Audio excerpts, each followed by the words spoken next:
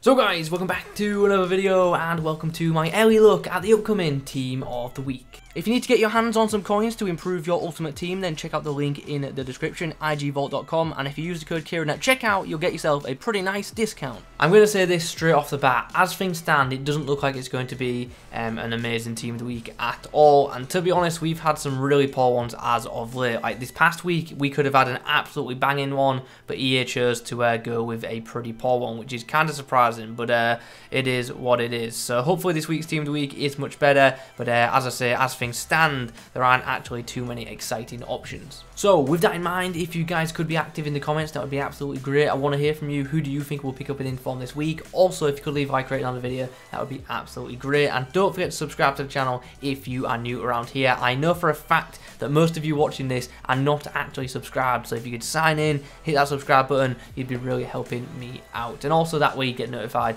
when I do indeed upload as well, which you're going to want to have because my full Team of the Week prediction drops tomorrow night. So look out for that video, which of course will feature every single league that is in FIFA. Okay, so we begin on Wednesday in the Serie A, and we have Torino beating Sassuolo 3-2. The Starman unfortunately was on the losing side in the form of Berardi with 2 goals, but there was a player who did score twice for Torino, and that is Zaza, so he's certainly an option, as is Ansaldi, who picked up an assist in this game.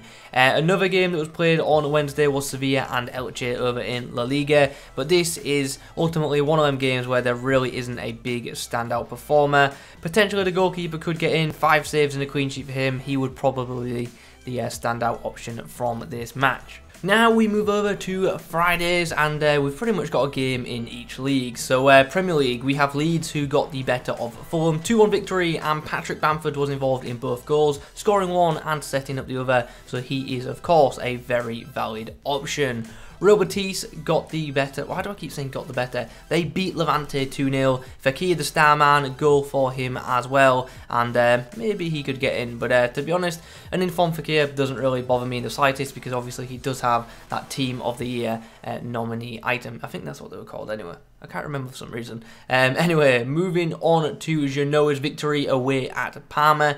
2 goals for this man right here, so potential inform right there. But due to his rating not being that high in foot, there is a chance he could be missed out for players who have scored hat-tricks this week. Now, we move on to the Bundesliga, and it's RB Leipzig's 1-0 victory against Arminia to discuss.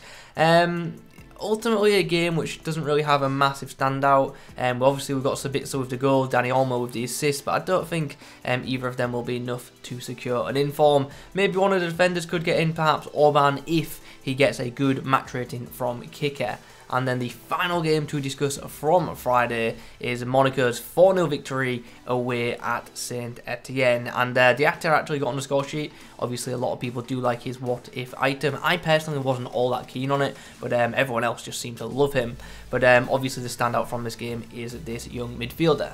Okay, so we've arrived on Saturday's games now. We've got here pretty quickly just because there wasn't too many midweek games this week. So yeah, let's go. Serie A is where we begin. Bologna got a win against Crotone, 3-2 victory, and it is one of them games which ultimately does lack a standout player, so I'm doubtful that an informed card will come from this game unless one of them gets a very high match rating from Gazzetta. The same, to be fair, can be said for the Spezia Cagliari game. I know this midfielder got a good match rating from this website, but ultimately this website's ratings don't matter at all. The Gazzetta ratings are what's key, and we'll have to wait for them. Goalkeeper is an option though, 6 saves, but without the clean sheet I wouldn't feel confident picking him. There was 2 games in the Ligue 1 today, and Nice got the better of Marseille in one of them. 3-0 victory, pretty convincing result. And you've got GOUIRI, who got himself a goal and a assist, and ultimately is the standout. Once again, his rating in Ultimate Team could come back to hurt him just because of